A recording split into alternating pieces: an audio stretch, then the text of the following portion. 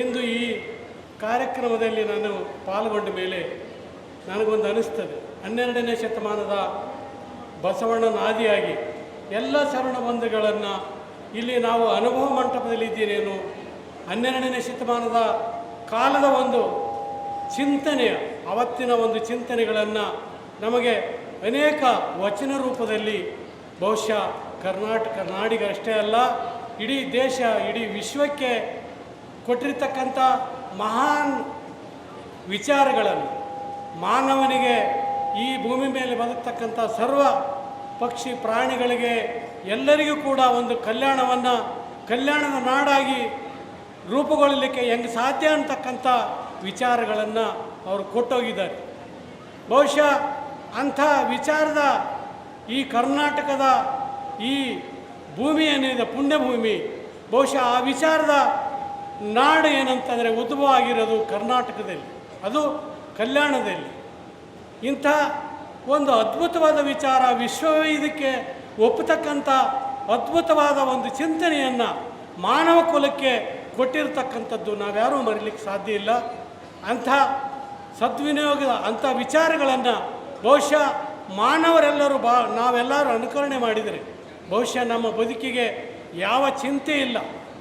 ಯಾಕಂದರೆ ನಾವು ಇವತ್ತಿನ ಬದುಕಿನಲ್ಲಿ ಯಾವ ರೀತಿ ಬದುಕ್ತಾ ಇದ್ದೀವಿ ಅಂದರೆ ಪ್ರತಿ ಕ್ಷಣ ಅಪನಂಬಿಕೆಯಲ್ಲಿ, ಅಭದ್ರತೆಯ ವಿಚಾರದಲ್ಲಿ, ನಾವು ಸಂಶಯದಲ್ಲಿ, ಅಂಜಿಕೆಯಲ್ಲಿ ಬದುಕ್ತಾ ಇದ್ದೀವಿ ಇವತ್ತಂತ ನನಗೆ ಅನಿಸ್ತಾ ಇದೆ. ಯಾಕಂದರೆ ಯಾವುದೇ ಒಂದು ಕೆಲಸ ಮಾಡಬೇಕಾದಾಗ ಬಹುಶಃ ನಾವು ನಿರ್ಬಿಡಿಯಾಗಿ ಅದನ್ನು ಮನಸಾಪೂರ್ವಕವಾಗಿ ಮಾಡಿದಿರೋಂಥ ಸ್ಥಿತಿ ನಾನು ನೋಡ್ತಿರ್ತೀನಿ ಜನರಲ್ಲಿ. ಯಾಕೆಂದರೆ ಒಂದು ಕೂಸು ಹುಟ್ಟಿತಂದರೆ ಅದು ಯಾವ ಗಳಿಗೆ ಹುಟ್ಟಿತು, ಅದು ಯಾವ ಮುಂದಿನ ಭವಿಷ್ಯ ಏನಂತಕ್ಕಂಥದ್ದಕ್ಕೆ ಒಂದು ಭವಿಷ್ಯ ಹೇಳೋರ ಬೆಲೆಗೆ ಓಡ್ತೀವಿ. ಒಂದು ಪ್ಲಾಟ್ ತೊಗೊಂಡ್ರೆ ಪೂಜೆ ಮಾಡಬೇಕಾದ್ರೆ ಯಾವ ಗಳಿಗೆಯಲ್ಲಿ ಪೂಜೆ ಮಾಡ್ಬೇಕಂತ ಓಡ್ತೀವಿ. ಈ ಪ್ರತಿ ಕ್ಷಣನೂ ಕೂಡ ಅಭದ್ರ ಬದುಕನ್ನು, ಅಭದ್ರ ಸ್ಥಿತಿಯಲ್ಲಿ ನಾವು ಬದುಕ್ತಾ ಇದ್ದೀವಿ ಮಾನವ ಕುಲ ಅಂತಕ್ಕನ್ನೋದು ನನಗೆ ಅನಿಸಿದೆ. ಯಾಕಂದರೆ ನಾನು 23ನೇ ವಯಸ್ಸಿನಲ್ಲಿ ನಾನು ಕಾಲೇಜಿನಲ್ಲಿ ಓದುವಾಗ ನನ್ನ ಮದುವೆಯನ್ನು ನಮ್ಮಪ್ಪ ಫಿಕ್ಸ್ ಮಾಡ್ಬೇಕಂತಕ್ಕಂಥ ವಿಚಾರ ಸಂಬಂಧಾಗ ನಮ್ಮಪ್ಪನಿಗೆ ಒಂದು ಮಾತನ್ನು ಹೇಳ್ತೀನಿ. ಯಾಕಂದರೆ ಮಾನವ ಕುಲ ಬಹುಶಃ ಸಮಾಜಮುಖಿಯಾಗಿ ನಾನೊಬ್ಬ ಬದುಕಬೇಕಂದ್ರೆ ನನಗೆ ಒಂದು ದನ ಮಾರಿದಂಗೆ ಮಾರಾಟ ಮಾಡಬೇಡ ಅಂತಕ್ಕಂಥ ಒಂದು ಮಾತನ್ನು ನಮ್ಮ ಅಪ್ಪನಿಗೆ 23ನೇ ವಯಸ್ಸಿನಲ್ಲಿ ನಾನು ಹೇಳ್ತೀನಿ. ನಾನು ಅವತ್ತು ಕಾಲೇಜ್ ವಿದ್ಯಾರ್ಥಿ. ಯಾಕಂದರೆ ದನ ಮಾರಿದಂಗೆ ಮಾರ್ತಕ್ಕಂಥ ಒಂದು ಪದ್ಧತಿ ಏನಾಗಿದೆ, ಈ ಜಾತ್ರೆಯಿಂದ ಆ ಜಾತ್ರೆಗೆ ದನ ಮಾರಲಿಕ್ಕೆ ಹೆಂಗೆ ಹೋಗ್ತೀವಿ, ನಮಗೆ ಹೆಚ್ಚಿಗೆ ಕೊಡೋರು ಯಾರು ಅಂತಕ್ಕಂಥದ್ದು ಹುಡುಕಾಟ ಇವತ್ತಿಗೂ ನಡೆದಿದೆ ಅದು. ಆದರೆ ಅಂಥ ಒಂದು ವಿಚಾರ 23ನೇ ವಯಸ್ಸಿನಲ್ಲಿ, ಅದಾದ ಮೇಲೆ ನನ್ನ ಮದುವೆ ಸಂದರ್ಭಕ್ಕೆ ಬಂದಾಗ ಯಾವ ಶಾಸ್ತ್ರ ಕೇಳಿದೆ, ಯಾವ ಗಳಿಗೆಯನ್ನು ಹುಡಿದೆ, ಅಮಾವಾಸ್ಯೆ ದಿನ 12 ಗಂಟೆಗೆ ತಾಳಿ ಕಟ್ಟವ. ಯಾಕಂದರೆ ಬಸವಣ್ಣ ಒಂದು ಕಡೆ ಹೇಳ್ತಾನೆ, ನಮ್ಮವರು ಬೆಸಗೊಂಡರೆ ಶುಭಲಗ್ನವಯ್ಯ ಅಂತಕ್ಕಂಥ ಮಾತನ್ನು ಬಸವಣ್ಣ ಹೇಳ್ತಾನೆ. ಅದೇ ರೀತಿಯಾಗಿ ಆ ಒಂದು ಗಳಿಗೆಯಲ್ಲಿ ನನ್ನ ಯಾವ ಶಾಸ್ತ್ರ, ಯಾವ ಪುರಾಣ, ಯಾವ ಮಂತ್ರಘೋಷ ಇಲ್ಲದೆ, ಯಾವ ಸ್ವಾಮೀಜಿ ಬಂದು ಅದು ಮಂತ್ರ ಪಠಣ ಮಾಡಿದೆ ಕುಂತಿರೋಂಥ ದೈವದಲ್ಲಿ ಇವತ್ತಿನಿಂದ ಇಂಥವ್ರ ಮಗಳನ್ನು ನಾನು ಧರ್ಮಪತ್ನಿಯಾಗಿ ಪಡಿತಾ ಇದ್ದೀನಿ. ಇದಕ್ಕೆ ನೀವು ದೈವ ಸಾಕ್ಷಿ. ನನ್ನ ಬದುಕಿನಲ್ಲಿ ನಾನೇನಾದರೂ ತಪ್ಪು ನಡೆದರೆ ಶಿಕ್ಷೆ ಮಾಡ್ತಕ್ಕಂಥ ಅಧಿಕಾರ ನಿಮ್ಮೆಲ್ಲರಿಗಿದೆ ಅಂತಕ್ಕಂಥ ಒಂದು ಮಾತುಗಳನ್ನು ಹೇಳೋದ್ರ ಮೂಲಕ ತಾಳಿ ಕಟ್ಟಿರ್ತಕ್ಕಂಥದ್ದು ನನ್ನ ಬದುಕಿನಲ್ಲಿ. ಯಾಕಂದರೆ ಬಸವಣ್ಣ ಹೇಳಿರ್ತಕ್ಕಂಥ ಪ್ರತಿ ವಿಚಾರನೂ ಕೂಡ ನೀವು ಅನುಕರಣೆ ಮಾಡಿದರೆ ಯಾವ ಭಯನೂ ಇಲ್ಲ. ಅದಾದ ಮೇಲೆ ಬಹುಶಃ ಇಂಥ ಒಂದು ಚಿಂತನೆಯನ್ನು ನಾನು ಮನೆ ಕಟ್ಟಿ ಮನೆಶಾಂತಿ ಮಾಡಬೇಕಾದಾಗ ನಮ್ಮಪ್ಪನ ನವಂಬರ್ 26 ನಮ್ಮಪ್ಪ ಸ್ವರ್ಗಸ್ಥನಾದ ನವಂಬರ್ 26 ಅದೇ ರೀತಿ ಅದೇ ಪುಣ್ಯತಿಥಿ ದಿನದಿಂದ ನನ್ನ ಮನೆ ಶಾಂತಿಯನ್ನು ಮಾಡಿದೆ. ನನ್ನ ಮನೆಯಲ್ಲಿ ಅವತ್ತಿನ ದಿನ ಇಟ್ಟಿರೋ ಫೋಟೋಗಳು ನಮ್ಮ ಅಪ್ಪಂದೊಂದು ಬುದ್ಧ, ಬಸವ, ಅಂಬೇಡ್ಕರನ ಫೋಟೋಗಳನ್ನಿಟ್ಟು ಯಾವ ದನ ಒಗಿಸಿಲ್ಲ, ಯಾವ ಎಮ್ಮೆ ಒಗಿಸಿಲ್ಲ, ಆಕಳ ಒಗಿಸಿಲ್ಲ, ಒಂದು ಯಾವುದೇ ಇದಿಲ್ಲ, ಕಾಯಿನಿಲ್ಲ, ಧೂಪಗಳನ್ನು ಮಾಡ್ತಾ ಬಹುಶಃ ಶರಣರ ವಚನಗಳನ್ನು ನನ್ನ ಮನೆಯಲ್ಲಿ ಪಠಣ ಮಾಡ್ತಾ ಸಂವಿಧಾನದ ಪ್ರತಿಜ್ಞೆ ಮಾಡ್ತಾ 26 ನವಂಬರ್ಗೆ ನಾನು ಮನೆಶಾಂತಿಯನ್ನು ಮಾಡ್ತಕ್ಕಂಥದ್ದನ್ನು ಮಾಡಿದೆ. ಯಾಕಂದರೆ ನನಗೆ ಬಸವಣ್ಣ ನಂಬಿದವರಿಗೆ ಯಾವ ಭಯ ಇಲ್ಲ ಅಂತಕ್ಕಂಥ ವಚನದಲ್ಲಿ ಹೇಳ್ತೀವಿ ನಾವೆಲ್ಲ. ಬಸವ ಎಂದಲ್ಲಿ ಭಯವಿಲ್ಲ, ಬಸವ ಎಂದರೆ ಭಯವಿಲ್ಲ ಅಂತಕ್ಕಂಥ ಮಾತನ್ನು ಬಾಯಲ್ಲಿ ಹೇಳಿದ್ದೀವಿ, ಬದುಕಿನಲ್ಲಿ ಅಳವಡಿಸಿಲ್ಲ. ಇದು ನಮ್ಮ ದುರಂತ, ಮಾನವ ಕುಲದ ದುರಂತ ಅಂತಕ್ಕಂಥ ಮಾತನ್ನು ಹೇಳಲಿಕ್ಕೆ ಇಷ್ಟಪಡ್ತೀನಿ. ಭಾಳ ನಾನು ದೊಡ್ಡ ಸಾಧನೆ ಮಾಡಿನಂತ ಹೇಳ್ತಾ ಇಲ್ಲ. ಅಂಥ ವಿಚಾರದಲ್ಲಿ ಬಹುಶಃ ನನಗೆ ಮದ್ಯಪಾನ ಸಂಯಮ ಮಂಡಳಿ ಕರ್ನಾಟಕ ರಾಜ್ಯದ ಒಂದು ಸಂಯಮ ಮಂಡಳಿ ಅಧ್ಯಕ್ಷನಾಗಿ ನೇಮಕ ಬಯಸಿದಿಲ್ಲ. ನಾನು ನಾನು ಬಯಸಿದ್ದೇ ಬೇರೆ. ನನ್ನ MLC ಮಾಡಬೇಕಂತಕ್ಕಂಥದ್ದು ಖರ್ಗೆ ಅವರಿಗೆ ಎಲ್ಲರಿಗೂ ಒತ್ತಾಯ ಮಾಡಿರ್ತಕ್ಕಂಥದ್ದು ನನ್ನ MLC ಅಂತಕ್ಕಂಥದ್ದು. ಆದರೆ ಅವರ ಒಂದು ಏನಂದರೆ, ಇಲ್ಲಪ್ಪ ಈಗ ಮದ್ಯಪಾನ ಸಂಯಮ ಮಂಡಳಿ ಖಾಲಿ ಇದೆ, ಅದಕ್ಕೆ ನಿನ್ನ ಅಧ್ಯಕ್ಷನಾಗಿ ಮಾಡೋದಕ್ಕೆ ಕೇಳ್ತೀವಿ ಅಂತಕ್ಕಂಥದ್ದನ್ನು ಅವರು ವಿನಯದಿಂದ ಕೇಳಿದರು. ಯಾಕಂದರೆ ಅವ್ರು ಅಂಚೆಂಚಿ, ಯಾಕಂದರೆ ಆ ಒಂದು ಮಾತನ್ನು ಇಲ್ಲ, ನಿಮ್ಮ ವಿಚಾರಕ್ಕೆ ನೀವು ನನ್ನ ಮೇಲೆ ಇಟ್ಟಿರ್ತಕ್ಕಂಥ ಗೌರವಕ್ಕೆ ಪ್ರೀತಿಗೆ ಒಪ್ಪಿಗೆಂತೀರಿ ಅಂತಕ್ಕಂಥ ಮಾತನ್ನು ಹೇಳಿ ಮದ್ಯಪಾನ ಸಂಯಮ ಮಂಡಳಿ ಅಧ್ಯಕ್ಷನಾದ ಮೇಲೆ ಬಹುಶಃ ನಾನು ಅಧಿಕಾರ ಸ್ವೀಕಾರ ದಿನದಿಂದ ನನಗೆ ಒಂದೇನೆಂದರೆ, ನನ್ನಿಂದ ಮಹಾತ್ಮ ಗಾಂಧಿ ವಿಶ್ವಕ್ಕೆ ಒಂದು ಇಡೀ ಜಗತ್ತೇ ಮಾದಕರಹಿತ ಬದುಕು ಮಾನವೊಂದಾಗಬೇಕಂತಕ್ಕಂಥ ಸಂಕಲ್ಪ ತೊಟ್ಟಿರ್ತಕ್ಕಂಥ ಗಾಂಧೀಜಿಯ ಒಂದು ನನ್ನ ತಲೆ ಮೇಲೆ ಅಂಥ ಒಂದು ಬೋರ್ಡಿಗೆ, ಯಾಕಂದರೆ ಈ ಉಳುಕಿದ ಕರ್ನಾಟಕ ರಾಜ್ಯದ ಎಲ್ಲ ಬೋರ್ಡಿಗೆ ಯಾರನ್ನಾದರೂ ಅಧ್ಯಕ್ಷ ಮಾಡ್ಬೋದು, ಆದರೆ ಸಲಾಲ್ಪುರ ಶರಣಪ್ಪಂಥ ಅಧ್ಯಕ್ಷ ಸ್ಥಾನಕ್ಕೆ ಅವನ ಬದುಕಿನುದ್ದಕ್ಕೂ ಇವತ್ತಿಗೂ ಒಂದು ಹವ್ಯಾಸಕ್ಕೂ ನಾನು ಸರಾಯಿ ಮುಟ್ಟಿಲ್ಲ. ಯಾವ ಚಟಗಳನ್ನು ಮಾಡಿದ ಬದುಕ್ತಕ್ಕಂಥ ಒಬ್ಬ ವ್ಯಕ್ತಿ ಆಗಿರೋದ್ರಿಂದ, ತಾವ್ಯಾರು ಪ್ರಶ್ನೆ ಮಾಡಿದರೆ ಉತ್ತರ ಕೊಡ್ತಕ್ಕಂಥ ನೈತಿಕ ಬಲ ಇರೋದರಿಂದ ಆ ಒಂದು ಮಂಡಳಿಗೆ ಅಧ್ಯಕ್ಷನಾಗಿ ನಾನು ಹೆಮ್ಮೆಯಿಂದ ಇವತ್ತು ಬಹುಶಃ ದೇವರೇ ಆ ಸ್ಥಾನಕ್ಕೆ ಕುಂದಿರ್ಸೋಣ ಅಂತಕ್ಕಂಥ ಮಾತನ್ನು ಹೇಳ್ತೀನಿ. ಯಾಕಂದರೆ ಒಂದು ನಾನು ಮೀಟಿಂಗ್ ಆದಮೇಲೆ ಪೂಜ್ಯರನ್ನು ಆಹ್ವಾನಿಸಿದ್ದೆ. ಯಾಕಂದರೆ ಚಿಂತನಾಗೋಷ್ಠಿ, ನಾನೊಬ್ಬ ಅಧ್ಯಕ್ಷನಾಗಿ ನನಗೆಲ್ಲ ಗೊತ್ತಿಲ್ಲ. ನಾನೇನಾನು ಮುಂದಿನ ದಿನಮಾನಗಳಲ್ಲಿ ಈ ರಾಜ್ಯದಲ್ಲಿ ಇದನ್ನು ಯಾವ ರೀತಿ ನಡೆಸಿಕೊಂಡು ಹೋಗ್ಬೇಕಂತಕ್ಕಂಥ ಅನುಮಾನದಲ್ಲಿ ಭಯದಲ್ಲಿದ್ದೆ ನಾನು. ಆವಾಗ ಗುರುಗಳಂಥವ್ರನ್ನ ಒಂದು ಚಿಂತನಾಗೋಷ್ಠಿಗೆ ಗಾಂಧಿ ಭವನದಲ್ಲಿ ಕರೆದಿದ್ದೆ. ಅವತ್ತೇ ಆ ಪೂಜ್ಯರು ನಿಜವಾಗಿ ನೀನು ಒಳ್ಳೆ ಒಂದು ವಿಚಾರದಲ್ಲಿ ಇದೆಪ್ಪ ಅಂತಕ್ಕಂಥ ಒಂದನ್ನು ಬೆಂತಟ್ಟೋದ್ರ ಮೂಲಕ ಅವರು ಒಂದು ನನಗೆ ಆಶೀರ್ವಾದ ನೀಡಿದರು.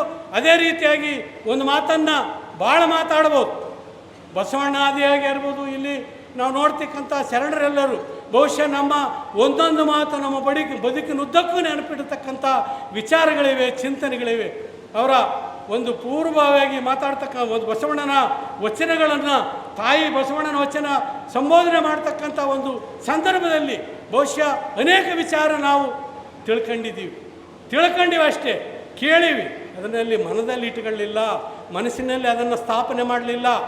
ಯಾಕಂದರೆ ಗುರುಮಾಂತ ಶಿವಯೋಗಿಗಳ ಒಂದು ಏನು ವಿಶ್ವಮಾದಕ ದಿನಾಚರಣೆಯನ್ನು ಕರ್ನಾಟಕ ರಾಜ್ಯ ಸರ್ಕಾರ ಆಗಸ್ಟ್ 1ರಂದು ಇವರ ಹುಟ್ಟಿದ ದಿನದಂದು ಇಡೀ ಕರ್ನಾಟಕದಾದ್ಯಂತ ವಿಶ್ವಮಾದಕ ದಿನಾಚರಣೆಯನ್ನು ಸರ್ಕಾರ ಆಚರಣೆ ಮಾಡ್ತದೆ. ಆ ಮಂಡಳಿಯ ನಮ್ಮ ಸಂಯಮ ಮಂಡಳಿ ಆಚರಣೆ ಮಾಡ್ತದೆ ಇಡೀ ಕರ್ನಾಟಕ ರಾಜ್ಯದ ತುಂಬ. ಆ ಮಹಾಂತ ಶಿವಯೋಗಿಗಳ ಫೋಟೋ ನಮ್ಮ ಆಫೀಸಿನಲ್ಲಿದೆ. ಯಾಕಂದರೆ ನಮ್ಮ ಪ್ರಶಸ್ತಿಗಳನ್ನು ಇಡೀ ಇವತ್ತಿನವರೆಗೂ ಕೊಟ್ಟಿರ್ತಕ್ಕಂಥದ್ದು ವೀರೇಂದ್ರ ಹೆಗ್ಗಡೆಯವರಿಗಿರ್ಬೋದು, ಈ ಮಹಾಂತ ಶಿವಯೋಗಿಗಳಿಗಿರ್ಬೋದು, ಪಟ್ಟದ ಪೂಜ್ಯರಿಗಿರ್ಬೋದು, ಈ ಪೂಜ್ಯರಿಗಿರ್ಬೋದು, ಇಂಥ ಒಂದು ಸತ್ಕಾರ್ಯ ನಮ್ಮ ಮಂಡಳಿಯಿಂದ ಇಡೀ ಮಾನವ ಕುಲಕ್ಕೆ ಒಳ್ಳೆಯದನ್ನು ಬಯಸಿ ಅದು ಜೀವನದಲ್ಲಿ ಅಳವಡಿಸಿಕೊಂಡು ಬದುಕ್ತಕ್ಕಂಥ ವ್ಯಕ್ತಿಗಳಿಗೆ ಕೊಡ್ತಾ ಬಂದಿದ್ದೀವಿ. ಮೊನ್ನೆ ಕೊಟ್ಟಿರ್ತಕ್ಕಂಥ ಪ್ರಶಸ್ತಿ ಬಹುಶಃ ವಿಶೇಷವಾದ ಪ್ರಶಸ್ತಿ ಪೂಜ್ಯರಲ್ಲದವರಿಗೆ. ಯಾಕಂದರೆ ಕರ್ನಾಟಕ ನಾಡಿನಲ್ಲಿ ಇಡೀ ಬದುಕಿನುದ್ದಕ್ಕೂ ಮಾನವ ಕಲ್ಯಾಣವನ್ನು, ಈ ಮಾದಕ ಮದ್ಯಪಾನದ ವಿರುದ್ಧ ಇಡೀ ಬದುಕನ್ನು ಸವಿಸಿರ್ತಕ್ಕಂಥ BR ಪಾಟೀಲು, DR ಪಾಟೀಲು, ಅದೇ ರೀತಿ ODP ಕೃಷ್ಣ ಅಂತಕ್ಕಂಥ ಗಾಂಧಿ ಭವನದ ಅಧ್ಯಕ್ಷರು, ಅವರು ಮೂವರು ಕೂಡ 3 ರತ್ನಗಳಿದ್ದಂಗೆ. ಅವರ ಬದುಕಿನಲ್ಲಿ ಯಾವ ಕಪ್ಪು ಚುಕ್ಕಿ ಹುಡುಕಲಿಕ್ಕೆ ಸಾಧ್ಯ ಇಲ್ಲ. ಅಂಥ ಮಹಾತ್ಮರನಿಗೆ ಇವತ್ತು ನಾವು ಗಾಂಧಿ ಭವನದಲ್ಲಿ ಆ ಒಂದು ಈ ಸಂಯಮ ಪ್ರಶಸ್ತಿ ಕೊಡೋದ್ರ ಮೂಲಕ ನಾವು ಒಂದು ಆ ಎತ್ತರದ ಸ್ಥಾನವನ್ನು ಇವತ್ತಿಗೂ ಜೀವಂತವಾಗಿ ಇಟ್ಟಿದ್ದೀವಿ. ಮುಂದಿನ ದಿನಮಾನಗಳಲ್ಲಿ ಪೂಜ್ಯರು ಕೂಡ ಎಲ್ಲರೂ ನಾವು ಮಾತಾಡಿದ್ದೇನೆಂದರೆ, ಒಂದು ದುಂಡು ಮೇಜಿನ ಪರಿಷತ್ತು ಇಡೀ ರಾಜ್ಯದಲ್ಲಿ ಮಹಾಂತ ಶಿವಯೋಗಿಯವರ ಜೋಳಿಗೆಯನ್ನು ಇಡೀ ಕರ್ನಾಟಕ ನಾಡಿನ ಎಲ್ಲ ಪೂಜ್ಯರ ಕೈಗೆ ಆ ಜೋಳಿಗೆಯನ್ನು ಕೊಡಬೇಕು. ಈ ಮಹಾಂತ ಶಿವಯೋಗಿಯವರ ಜೋಳಿಗೆಯನ್ನು ಕರ್ನಾಟಕದಾದ್ಯಂತ ಈ ವಿಶ್ವ ಮಾದಕ ದಿನಾಚರಣೆಗೆ ಸಾರ್ಥಕತೆ ಸಿಗಬೇಕಂದ್ರೆ ಮಹಾಂತ ಶಿವಯೋಗಿಗಳ ಜೋಳಿಗೆಯನ್ನು ಎಲ್ಲ ಪೂಜ್ಯರ ಕೈಗಳಿಗೆ ಕೊಡಬೇಕಾಗಿದೆ. ಇದು ನಮ್ಮ ಸಂಕಲ್ಪ, ನನ್ನ ಮನಸ್ಸಲ್ಲಿರ್ತಕ್ಕಂಥ ಸಂಕಲ್ಪ. ಅದನ್ನು ದುಂಡು ಮೇಜಿನ ಪರಿಷತ್ತು ಗಾಂಧಿ ಭವನದಲ್ಲಾಗಲಿ ಬೆಂಗಳೂರಲ್ಲಿ ಕರಿತೀವಿ. ಮುಂದಿನ ದಿನಮಾನಗಳಲ್ಲಿ ಇಡೀ ನಾಡಿನ ಈ ಧರ್ಮಸ್ಥಳದ ಧರ್ಮಾಧಿಕಾರಿಗಳು ಮದ್ಯಪಾನ ಮಾದಕ ವಸ್ತುಗಳ ವಿರುದ್ಧ ನಿರಂತರ ಹೋರಾಟ ನಡೆದಿದೆ ಅವರು. ಯಾಕಂದರೆ ಮಾದಕ ಕ್ಯಾಂಪ್ಗಳನ್ನು ಮಾಡೋದಿರ್ಬೋದು, ಜಾಗೃತಿ ಮೂಡಿಸೋದಿರ್ಬೋದು, ನಿರಂತರ ಮಾಡ್ತಾ ಇದ್ದಾರೆ. ಅದೇ ರೀತಿಯಾಗಿ ಮಹಿಳೆಯರನ್ನು ಜಾಗೃತಿ ಮಾಡೋದು ಮೂಲಕ ಗ್ರಾಮೀಣ ಮಹಿಳೆಯರನ್ನು ಜಾಗೃತಿ ಮಾಡ್ತಾ ಇದ್ದಾರೆ ಧರ್ಮಸ್ಥಳದವರು. ಅದೇ ರೀತಿ ಈ ನಮ್ಮ ಪೂಜ್ಯರೆಲ್ಲರೂ ಇಡೀ ಕರ್ನಾಟಕದಲ್ಲಿ ಬದುಕ್ತಕ್ಕಂಥ ಎಲ್ಲ ಪೂಜ್ಯರು ಈ ದಿಕ್ಕಿನಾಗೆ, ಯಾಕಂದರೆ ಇವತ್ತು ಭಾಳ ಅವಶ್ಯಕತೆ ಇದೆ ಅಂತ ಅನ್ನಿಸ್ತದೆ ನನಗೆ. ಇವತ್ತ ಒಂದು ಸರ್ವೆ ರಿಪೋರ್ಟ್ ಪ್ರಕಾರ, ಭಾರತ ಸರ್ಕಾರದ ಸರ್ವೆ ರಿಪೋರ್ಟ್ ಪ್ರಕಾರ 30% ಸಣ್ಣ ವಯಸ್ಸಿನ ಮಕ್ಕಳು, 30 ವರ್ಷದ ಒಳಗಿನ ಯುವಕರು ಮದ್ಯಪಾನ ಮಾದಕಕ್ಕೆ ಬಲಿಯಾಗ್ತಾ ಇದ್ದಾರೆ. ಮುಂದೆ ಇದೇ ಬಿಟ್ಟರೆ 50-60 ವರ್ಷ, ಬಹುಶಃ ಇದನ್ನು ಮುಂದುವರಿಸಿದರೆ 50-60%ಕ್ಕೆ ಹೋಗ್ಬೋದು. ಮುಂದಿನ ನಿಮ್ಮ ಮಕ್ಕಳಿಗೆ ಒಳ್ಳೆ ಕುಡುಕಿರ್ಲಾರ್ದ ಒಬ್ಬ ಹಳೆ ಸಿಗೋದಿಲ್ಲ ಅಂಥ ಪರಿಸ್ಥಿತಿ ನಾಡಿನಲ್ಲಿ ಸ್ಥಾಪನೆ ಆಗ್ತಾ ಇದೆ. ಇದು ನಮ್ಮೆಲ್ಲರ ಜವಾಬ್ದಾರಿ. ಒಂದು ಮಾತನ್ನು ಎಲ್ಲ ಕಡೆ ಕೇಳ್ತಿರ್ತೀನಿ ನಾನು, ಯಾಕಂದರೆ ಬಹುಶಃ ಅಧ್ಯಕ್ಷನಾದ ಮೇಲೆ ಕೆಲವರು ಪ್ರಶ್ನೆ ಕೇಳಿದರು, ಇಡೀ ನಾಡಿನಾದ್ಯಂತ ಸರ್ಕಾರ ಒಂದು ಕಡೆ ಮದ್ಯಪಾನ ಮಾಡ್ತದೆ, ನೀನು ಒಬ್ಬ ಮನುಷ್ಯ ಈ ರಾಜ್ಯದಲ್ಲಿ ಯಾರಿಗೆ ಸರಾಯಿಯನ್ನು ಬಿಡಿಸ್ಲಿಕ್ಕೆ ಸಾಧ್ಯ, ಯಾರಿಗೆ ಮಾದಕ ವಸ್ತುಗಳನ್ನು ಬಿಡಿಸ್ತಕ್ಕಂಥ ಕೆಲಸ ಮಾಡಲಿಕ್ಕೆ ಸಾಧ್ಯ ಅಂತಕ್ಕಂಥ ಪ್ರಶ್ನೆಗಳು, ಹಲವಾರು ಪ್ರಶ್ನೆಗಳು ಬಂದು ನನಗೆ. ಆದರೆ ಆವಾಗ ಅವ್ರಿಗೆ ಒಂದೇ ಉತ್ತರ ಕೊಟ್ಟದ್ದು ಏನಂದರೆ, ಒಂದು ವಿಚಾರ ನನ್ನ ತಲೆಯಲ್ಲಿ ಬರ್ತದೆ, ಮಾಂತ ಶಿವೇಗಳು ಜೋಳಿಯನ್ನು ಹಾಕಿ ವಿಶ್ವದಾದ್ಯಂತ ಎಲ್ಲರ ಗಮನ ಸೆಳೆದಿರ್ತಕ್ಕಂಥ ಒಂದು ಹೋರಾಟ ಮಾಡಿರ್ತಕ್ಕಂಥ ಜೋಳಿಗೆಯನ್ನು ಬಹುಶಃ ನನ್ನ ಕೈಯಲ್ಲಿ ಹಾಕ್ಕೊಂಡು, ಬಹುಶಃ ನೀವೆಲ್ಲರೂ ನಿಮ್ಮ ಬದುಕಿನ ಕೆಟ್ಟ ಚಟಗಳನ್ನು ನಮ್ಮ ಜೋಳಿಗೆ ಮಾಂತ ಶಿವಯೋಗಿ ಜೋಳಿಗೆಗೆ ನೀಡ್ರಿ ಅಂತಕ್ಕಂಥ ಇಡೀ ರಾಜ್ಯದಾದ್ಯಂತ ಈ ಮಾತನ್ನು ಹೇಳ್ಬೇಕಂತಕ್ಕಂಥದ್ದನ್ನು ನಾನು ನನ್ನ ಮನದಲ್ಲಿ ಅನ್ಕೊಂಡಿದ್ದೀನಿ. ಅದೇ ರೀತಿಯಾಗಿ ಒಂದು ಮಾತನ್ನು ಹೇಳೋಕ್ಕೆ ಇಷ್ಟಪಡ್ತೀನಿ, ಯಾಕಂದರೆ ನಾವು ಆಗೋದಿಲ್ಲ ಅಂದರೆ ಏನೂ ಆಗೋದಿಲ್ಲ, ಆಗದು ಎಂದು ಕೈಲಾಗದೆಂದು ಕೈ ಕುಳಿತರೆ ಅನ್ನೋಂಥ ಮಾತನ್ನು ರಾಜ್ಕುಮಾರ್ ತನ್ನ ಹಾಡಿನಲ್ಲಿ ಹೇಳ್ತಾನೆ. ಆಗದು ಎಂದು ಕೈಲಾಗದು ಎಂದಂತಕ್ಕಂಥ ಮಾತನ್ನು ನಾವೆಂದೂ ಜೀವನದಲ್ಲಿ ಅಳವಡಿಸಿಕೊಳ್ಳೋದು ಬೇಡ. ಒಂದು ಮಾತನ್ನು ಹೇಳೋದಕ್ಕೆ ಇಷ್ಟಪಡ್ತೀನಿ. ಒಂದು ಕಾಡಿಗೆ ಬೆಂಕಿ ಎತ್ತಿತ್ತಂತ, ಬೆಂಕಿ ಎತ್ತಿದಾಗ ಎಲ್ಲ ಪ್ರಾಣಿಗಳು ಭಯಭೀತರಾಗಿ ಜೀವ ಉಳಿಸಿಕೊಳ್ಳಕ್ಕೆ ಓಡಾಡ್ತದ್ದು. ಆವಾಗ ಒಂದು ಗುಬ್ಬಿ ಬಗಲಲ್ಲಿರ್ತಕ್ಕಂಥ ಒಂದು ಹನಿ ನೀರನ್ನು ತೊಗೊಂಡೋಗಿ ಕಾಡ ಹಾರಿಸ್ತಿತ್ತಂತ. ಅವಾಗ ಹೇಳು ಉಳುಕಿದೆಲ್ಲ ಪ್ರಾಣಿಗಳು ನಗ್ತದ್ವಂತ. ಏನು ಈ ಗುಬ್ಬಿ ಒಂದು ಚೊಂಚಿನಿಂದ ಒಂದು ಹನಿ ನೀರು ಹಾಕಿದರೆ ಕಾಡಿನ ಬೆಂಕಿ ಹಾರಬಲ್ಲದೆ ಅಂತಕ್ಕಂಥ ಮಾತನ್ನು ಪ್ರಶ್ನೆಯನ್ನು ಕೇಳಿದಾಗ ಆ ಗುಬ್ಬಿ ಹೇಳಿತಂತೆ, ನಾನು ಕಾಡು ಹಾರ್ತದೋ ಇಲ್ಲೋ, ಆದರೆ ಕಾಡು ಹಾರಿಸುವುದರಲ್ಲಿ ಮೊದಲನೇ ಇತಿಹಾಸದ ವ್ಯಕ್ತಿ ಆಗ್ತೀನಿ ಅಂತಕ್ಕಂಥದ್ದನ್ನು ಆ ಗುಬ್ಬಿ ಹೇಳ್ತಂತೆ. ಅದೇ ರೀತಿಯಾಗಿ ನಾವು ನೀವೆಲ್ಲರೂ, ಬಹುಶಃ ನಾನು ಒಂದು ಗುಬ್ಬಿ ಕೂಡ, ನೀವೆಲ್ಲ ಗುಬ್ಬಿಗಳು ಸೇರಿದರೆ ಕರ್ನಾಟಕ ರಾಜ್ಯದ ಈ ಒಂದು ಕಂಟಕವಾಗಿರ್ತಕ್ಕಂಥ ಮಾದಕ ಮದ್ಯ ವಸ್ತುಗಳು ಏನಿದ್ದಾವೆ ಇವಕ್ಕೆ ನಿರ್ಮೂಲನೆ ಮಾಡಲಿಕ್ಕೆ ಸಾಧ್ಯ ಇದೆ. ತಾಯಿಯಂದರು ಇದು ಮೊದಲು ಮನಸ್ಸು ಮಾಡ್ತಾರೆ, ಯಾಕಂದರೆ ಆ ಸಮಸ್ಯೆ ಎದುರಿಸ್ತಾ ಇರೋದು ಆ ತಾಯಿಯಂದರು. ಈ ಮಾದಕ ಮದ್ಯ ವಸ್ತುಗಳಿಂದ ಹೆಚ್ಚಿನ ನೋವನ್ನು, ಬದುಕಿನ ಸಂಸಾರದ ಕಂಟಕವನ್ನು ಇಡೀ ಮಹಿಳೆಯರು ಅನುಭವಿಸ್ತಾ ಇದ್ದಾರೆ. ಅದಕ್ಕೆ ಅವರು ಮೊದಲು ಮನಸ್ಸು ಮಾಡ್ತಾರೆ, ಖಂಡಿತ ಗೊತ್ತು ನನಗೆ. ಅದೇ ರೀತಿ ಪುರುಷರು ಕೂಡ ಮಾನವೀಯ ಮೌಲ್ಯಗಳನ್ನು, ಬಸವಣ್ಣಾದಿಯಾದ ವಿಚಾರ ಚಿಂತನೆಗಳನ್ನು ನಾವು ಬಹುಶಃ ಕೇಳ್ತೀವಿ. ಅದರಲ್ಲಿ ಬದುಕಿನಲ್ಲಿ ಅಳವಡಿಸಿದರೆ ನೀವು ಕೂಡ ಸಜ್ಜಾಗ್ತೀರಿ. ಈ ಒಂದು ಹೋರಾಟವನ್ನು ಮಹಾಂತ ಶಿವಯೋಗಿಗಳು ಯಾವ ರೀತಿ ದೊಡ್ಡ ಹೋರಾಟವನ್ನು ವಿಶ್ವದಲ್ಲಿ ಮಾಡಿದರು, ಅದೇ ರೀತಿಯಾಗಿ ನಾವು ನೀವೆಲ್ಲರೂ ಸೇರಿ ಇಡೀ ಕರ್ನಾಟಕದಾದ್ಯಂತ ಒಂದು ಕ್ರಾಂತಿಯಾಗಿ, ಒಂದು ಹೊಸ ಚಿಂತನೆಯ ಗಾಳಿಯನ್ನಾಗಿ ಬೆಳೆಸಲಿಕ್ಕೆ ಸಾಧ್ಯ ಇದೆ ಅಂತಕ್ಕಂಥ ಒಂದು ನಂಬಿಕೆ ನನಗಿದೆ. ತಾವು ಕೂಡ ನನಗೆ ಖಂಡಿತವಾಗಿ ಆಶೀರ್ವಾದ ಮಾಡ್ತೀರಿ, ನನ್ನ ಜೊತೆ ಸೇರ್ತೀರಿ ಅಂತಕ್ಕಂಥ ಬಲವಾದ ನಂಬಿಕೆಯಿಂದ ಪೂಜ್ಯರ ಪಾದಗಳಿಗೆ ಮತ್ತೊಮ್ಮೆ ದೀರ್ಘದಂಡ ಪ್ರಣಾಮಗಳನ್ನು ಮಾಡ್ತಾ, ತಮ್ಮೆಲ್ಲರ ಪಾದಗಳಿಗೆ ದೀರ್ಘದಂಡ ಪ್ರಣಾಮಗಳನ್ನು ಮಾಡ್ತಾ ನನ್ನ ಮಾತುಗಳಿಗೆ ವಿರಾಮ ಹೇಳ್ತೀನಿ. ಜೈ ಭಾರತಾಂಬೆ, ಜೈ ಕನ್ನಡಾಂಬೆ, ಜೈ ಮಹಾಂತೇಶ.